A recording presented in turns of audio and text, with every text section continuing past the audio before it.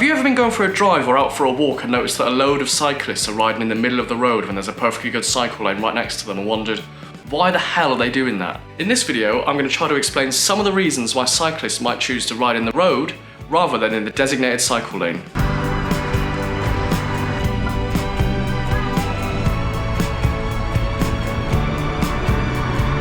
So for my sins, I've recently joined TikTok and I've been posting a load of cycling related videos, just going on bike rides, really innocuous stuff, and I've been getting absolutely inundated with comments from drivers asking, why are cyclists always in the road? Why are they slowing down my journeys? Why can't they ride in the bike lane that the council have spent thousands of pounds building? So I thought I'd record this video today and try to explain to drivers and other road users why cyclists might choose to not ride in the bike lane and why they might choose to cycle in the middle of the road, and hopefully try to help you understand that I promise it's not just to annoy you, although we do sometimes do that.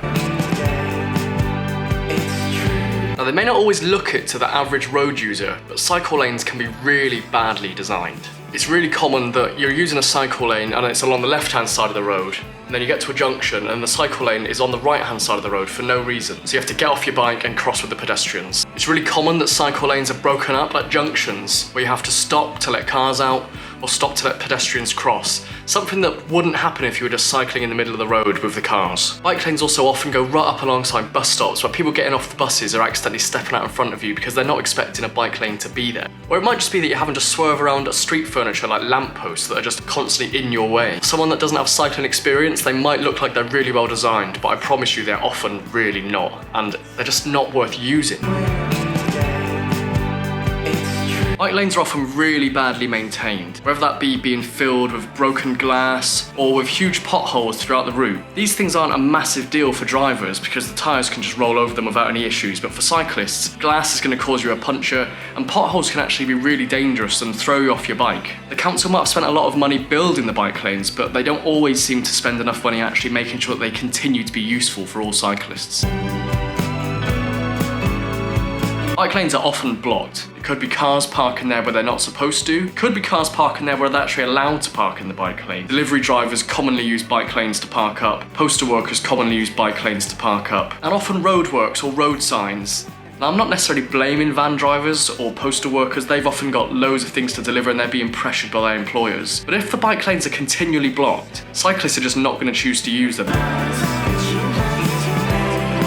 This one might seem a bit counterintuitive, but cycle lanes are often not the safest option. Bike lanes are often really narrow, which means you've got really little room for error. It's really common as well for cycle lanes to have lots of drains in them, which can be quite dangerous for wheels getting stuck in, or in the winter they can become really slippery surfaces. Bike lanes are often also built right up against parked cars, which means that you're at really high risk of someone opening their door out into you and you hitting the door, which is a really serious injury for cyclists. When they're not built up against parked cars, they're often built right alongside pedestrian areas. Pedestrians have a tendency to step out in front of you. If they can't hear an engine approaching them, they think the road's clear. Or if they need to get around some kind of roadworks, they might just step into the cycle lane thinking it's a safe thing to do. Now obviously cyclists are constantly looking for hazards and we will slow down if something steps out in front of us, but if it's last minute, we might have to swerve into the road, and doing that is much worse than just being in the road in the first place. And bike lanes are often just separated with a painted white line on the road. Realistically, that is offering me zero protection compared to an engine-powered box of metal, which can cause me a serious amount of damage. If we cycle in the road or take the lane, we can often discourage drivers from overtaking us in unsafe places or really narrow roads. We can be cycling away from hazards like opening car doors or pedestrians stepping out in front of you, and we're just more visible to other road users in the middle of the road.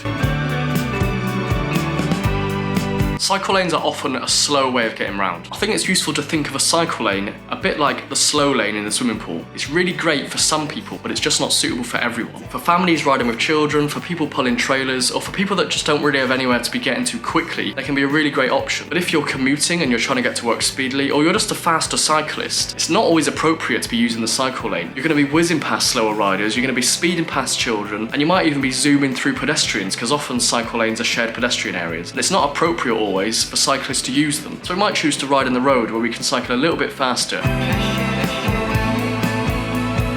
finally, there's just no legal obligation to do so. The law states that roads are for everyone to use, and there's no law that says cyclists have to use a cycle lane if there's one there. Cyclists have never been obliged to use cycle lanes, however the new highway code does have some guidance. The new highway code advice says that cyclists should use cycle lanes where they make your journey safer and easier, and it says this will depend on the rider's skills and the situation at the time, and it clarifies that cyclists may exercise their judgment and are not obliged to use them. So if you see a group of cyclists in the road, that's perfectly lawful. Now, none of this is to say that cycle lanes aren't good and shouldn't exist. Cycle lanes are absolutely essential infrastructure for encouraging people onto their bikes. Sometimes they're really well designed, sometimes they're really safe, sometimes they are fast, sometimes they're well maintained. And in these instances, I can put money on cyclists actually using them. But all cycle lanes have got a really important job in encouraging people to actually use their bikes. Lots of people aren't confident enough to ride in the roads. The more people we can encourage away from driving their cars and using their bikes is a good thing for society and for the environment. So please don't let the message of this video be that cycle lanes are not important. So there we have it. That's a load of reasons why cyclists might choose to ride in the road